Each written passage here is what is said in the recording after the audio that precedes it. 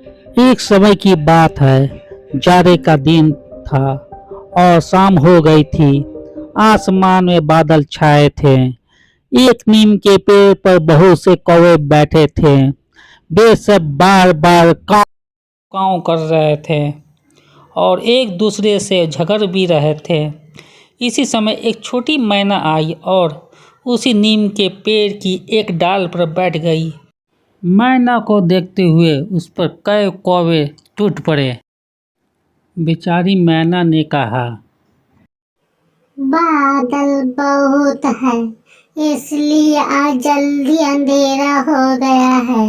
मैं अपना घोंसला भूल गई हूँ। मुझे आज रात यहाँ बैठे रहने दो। कौवे ने कहा, नहीं, यह पेड़ हमारा है, तू यहाँ से भाग जा। मैना बोली, पेड़ तो सब भगवान के हैं। इस सर्दी में यदि वर्षा हुई और ओले पड़े तो भगवान ही हम लोगों के प्राण बचा सकते हैं। मैं बहुत छोटी हूँ, तुम्हारी बहन हूँ। मुझ पर तुम लोग दया करो और मुझे भी यहाँ बैठने दो। कौवे ने कहा, हमें तेरी जैसी बहन नहीं चाहिए। तू बहुत भगवान का नाम लेती है तो भगवान के भरोसे यहाँ से चली क्यों नहीं जाती? तू नहीं जाएगी तो हम सब तुझे मारेंगे। कौवे तो झगड़ालू होते ही हैं। वे शाम को जब पेड़ पर बैठने लगते हैं तब आपस में झगड़े किए बिना उनसे रहा नहीं जाता है। वे एक दूसरे को मारते हैं और कांव कांव करके झगड़ते हैं। कौन कौवा किस टहनी पर रात को बैठेगा, ये कोई झटपट नहीं हो जाता। उनमें बार बार लड़ाइयाँ होती है। फिर किसी दूसरी चिड़िया को वे अपने पेड़ पर तो बैठने कैसे दे सकते थे। आपस की लड़ाई छोड़कर वे मैना को मारने दौड़े। कौवे को कांव कांव करके अपनी ओर झपटते देखकर बेचारी मैना वहां से उड़ गई और थोड़ी दूर जाकर एक आम के पेड़ पर बैठ गई।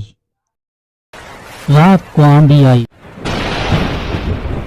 और बादल गरजे, साथ में बड़े बड़े ओले भी पड़ने लगे। बड़े आलू जैसे ओले तर तर भर भर बंदूक की गोली जैसे पड़ रहे थे। कौवे कांव कांव करके चिल्लाए, इधर से उधर थोड़ा बहुत पूरे, परंतु ओले की मार से सब के सब घायल होकर जमीन पर गिर पड़े। बहुत से कौवे मर भी गए। मैना जिस आम पर बैठी थी उसकी एक मोटी डाल आंधी में टूट गई। डाल भीतर से सड़ गई थी और पोली हो गई थी। डाल टूटने पर उसकी जड़ के पास पेड़ में एक खोंडक हो गया। छोटी मैना उसमें घुस गई। उसे एक भी ओला नहीं लगा। सवेरा हुआ। 2 घड़ी दिन चढ़ने पर चमकीली धूप निकली। मैना खोंदर में से निकली।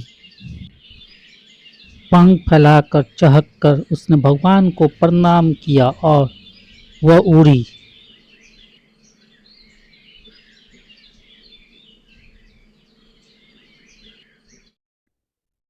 पृथ्वी पर ओले से घायल पड़े हुए कौवे ने मैना को उड़ते हुए देखकर बड़े कष्ट से कहा, मैना बहन, तुम कहाँ रही? तुमको ओले की मार से किसने बचाया? मैना बोली, मैं आम के पेड़ पर अकेले बैठी थी और भगवान की प्रार्थना करती थी।